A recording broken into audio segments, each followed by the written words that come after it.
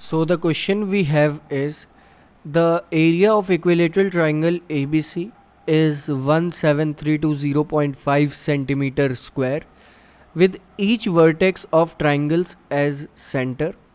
यानी कि हर एक वर्टिस यानी कि एक एक जिनके ट्राइंगल के कॉर्नर्स हैं वो सेंटर की तरह है इन तीन सर्कल्स के, और यहाँ पर हमें इस ट्राइंगल का जो एरिया है वो गिवन है। नेक्स्ट ये भी कहा है कि ट्राइंगल की जो साइड को अगर हम हाफ कर देते हैं तो वो इस सर्कल के रेडियस के इक्वल आता है। तो इसकी हेल्प से आपको ये जो शेडेड रीजन दिख रहा है ब्लू कलर का बीच में, उसका एरिया यहाँ पर कैलकुलेट करना है कि वो क्या होगा।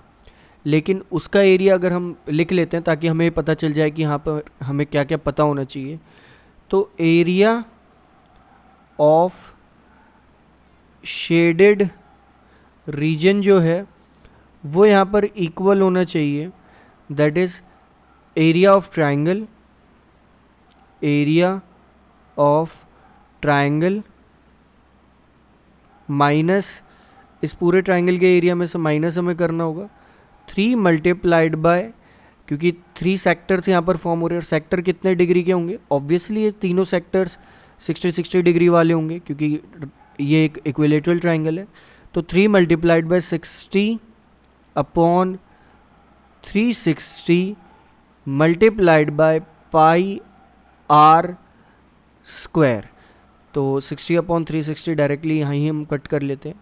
अब आपको पता होना चाहिए कि ये एक सेक्टर का एरिया है, 3 सेक्टर ऐसे हमारे पास हैं तो 3 की हमने तभी यहाँ पर मल्टीप्लिकेशन करी है।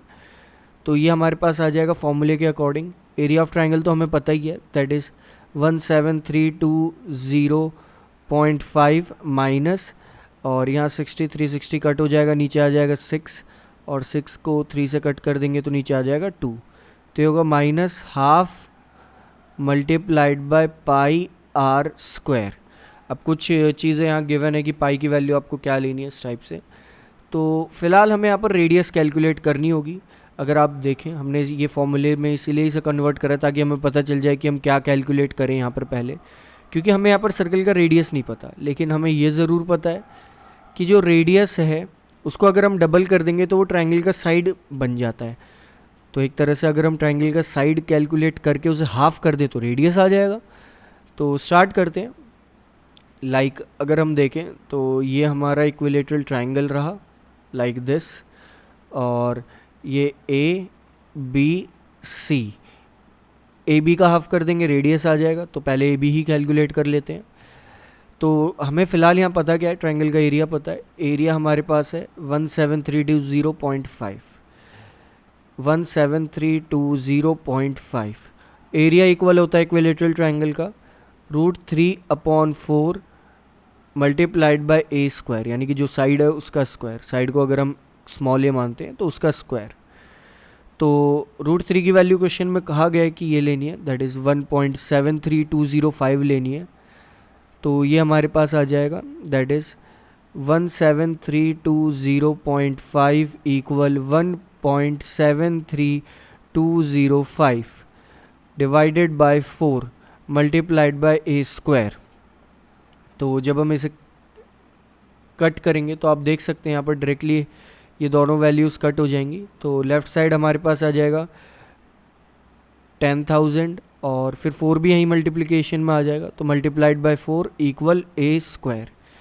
इसके बाद हम अलग अलग ही रूट कर देंगे, तो 4 का रूट हो जाएगा 2 और 10,000 का रूट हो जाएगा 100। तो 2 मल्टीप्लाइड बाय 100 इक्वल ए, क्योंकि हमें यहाँ ए स्क्वायर नहीं लेना था, ए लेना था, इसलिए हमने रूट करा। तो ए आ जाएगा हमारे यहाँ से 200 के इक्वल। तो 200 सेंटीमीटर, और जो भी हमें यूनिट गिवन थी सेंटीमीटर ही गिवन है, तो 200 सेंटीमीटर ये पूरी लेंथ हो जाएगी, दैट इज़ इस ट्राइंगल की एक साइड हो जाएगी 200 सेंटीमीटर।